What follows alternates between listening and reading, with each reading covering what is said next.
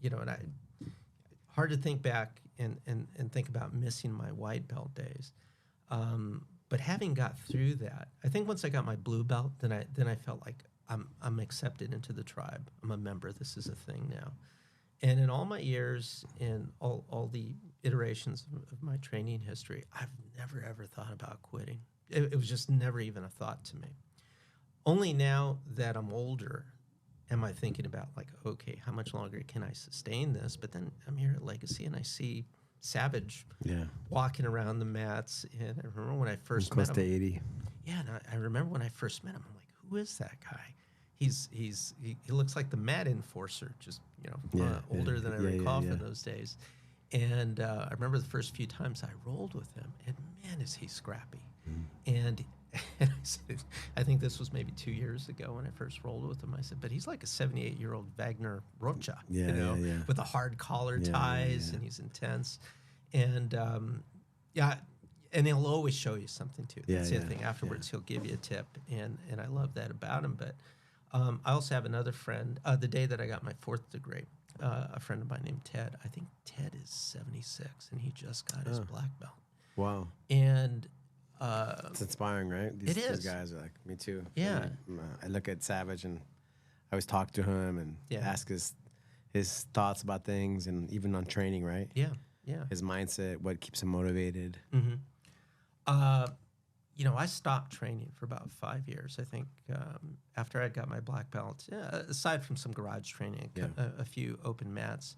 But in my mid-40s, I was suffering quite a bit of injuries. I was probably about 15 pounds heavier, not in particularly good shape. I was just relying on brute strength and technique to get through the matches. But I had a pretty significant abdominal tear, and then once I got back in shape, you know, I come back to the school, and we're just doing the warm-ups, and I'm doing laps around the mat, and I tore a calf muscle just hopping around.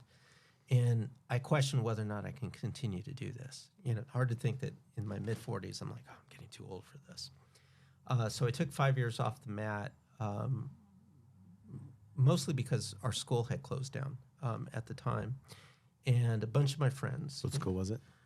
It was out in Sunland. So the gentleman that gave me my Tom. Yeah, so it was Alessandro Nevaez. So I had started training under Vander Braga and Alessandro Nevaez, and I got my brown belt from them. And after those were the Vander Braga was the guy here in this area, you know. He was like upland to Glendale too, right? Oh yeah, yeah. He was the guy. He was the legit, you know, Brazilian that was here. It was, and one of the things that I miss about him is first of all, he was always a great instructor, a great competitor, good person, good, like nice guy. And but every now and then he'd come in a bad mood, and we're like, oh man, today we're gonna suffer in the warm up. He'd walk around, and you just knew he was in a mood, but that was good. That was also good. That was motivating. And then you remember when he got stuck in Brazil. Yeah. And that's when well, here's the funny story about Vander. I'd went over to move under him and a handful of other friends. Oh, also, I think Professor Tom. I trained with Tom. Yeah. And we all switched over to Vander. We liked his class, his energy, his attitude. But he kept losing locations. I think we started off in Glendale, and then he was with Fabio and Iha. Then they parted ways.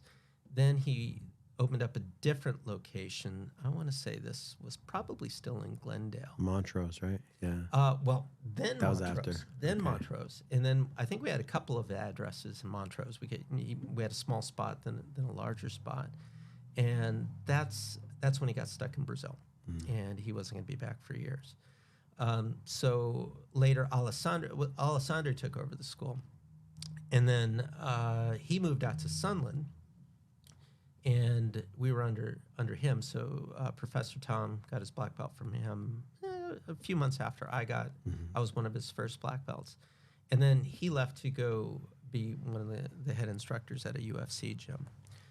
So the school wasn't really able to stay afloat without him.